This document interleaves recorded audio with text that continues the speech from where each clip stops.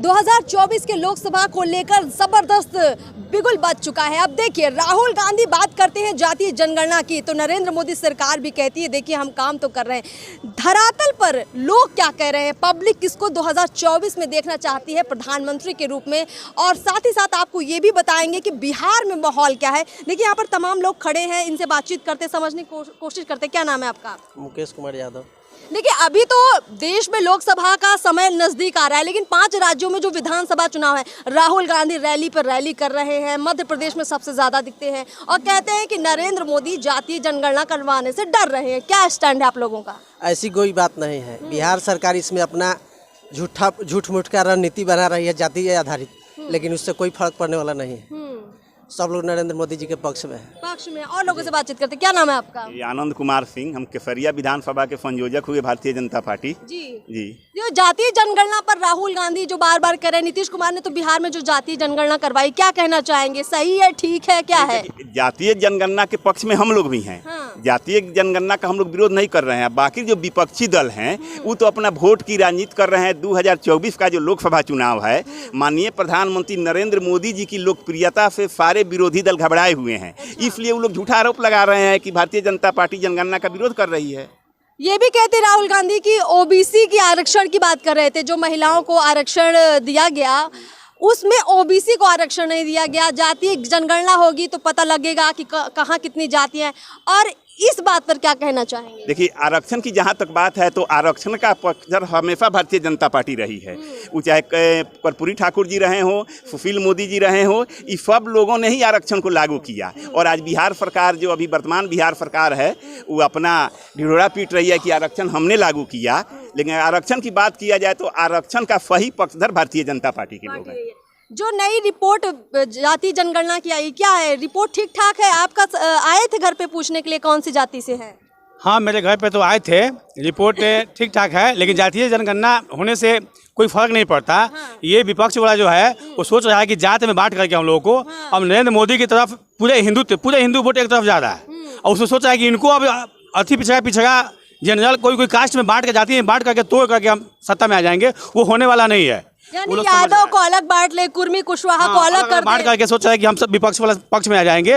वो नहीं होगा। सभी लोग समझ रहा है जातीय जनगणना से कोई फर्क नहीं पड़ने वाला है। सभी एकजुट है, अब सभी नरेंद्र मोदी को वोट देंगे। देखिए क्या हुआ था कि जैसे ही जातीय जनगणना की रिपोर्ट प्रसारित हुई, बहुत सारे लोगों ने ये कहा कि देखिए बिहार में जो है अति पिछड़ा ज्यादा है और जो ब्राह्मण वर्ग है ये कम है, और इसलिए अब मोदी हारने वाले हैं। क्या कहेंगे लोग? क्या देश में सिर्फ ब्राह्मण ही मोदी को वोट देता है और जाति के लोग क्या वोट नहीं देते? क्या कहना है आपका? पिछड़ा के लोग 75% मोदी जी के जोड़े है। उनमें कुछ गड़बड़ नहीं है, है कि ना?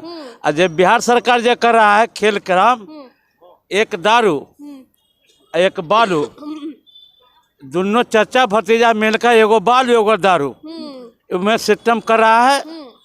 और अति पिछड़ा के लोग उतना अब मूर्ख नहीं है।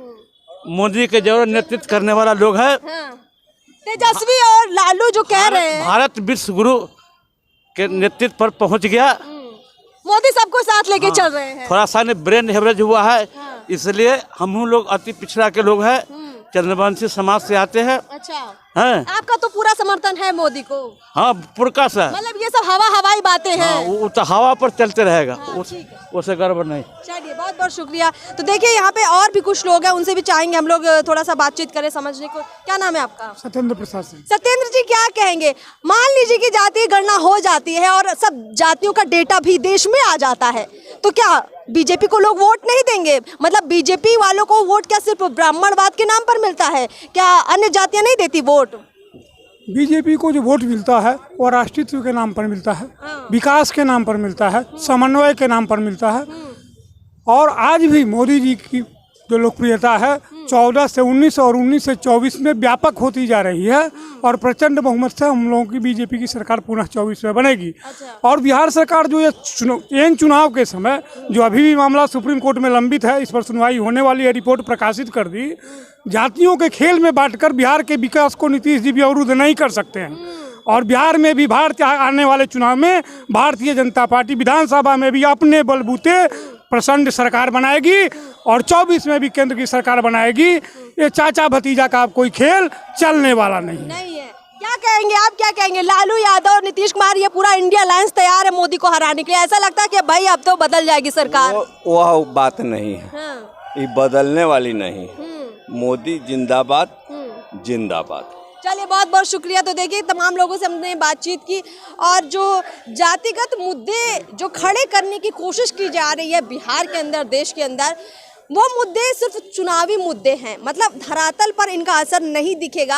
और जैसे कि आपने देखा कि लोगों ने खुलकर कहा कि सिर्फ मोदी को एक जाति के लोग नहीं बल्कि हर समाज का व्यक्ति वोट देता है, क्योंकि वो विकास की बात करते हैं। देखना होगा कि 24 के चुनाव में ये जो इंडिया अलायंस या विपक्ष के नेता जातिगत आधारित ध्रुवीकरण कर रहे हैं, उसका असर पड़ेगा या नहीं पड़ेगा। फिलहाल इस खास खबर में इतना ही। पब्लिक ओपिनियन में इतना ही। चैनल को सब्सक्राइब कीजिए। नमस्कार।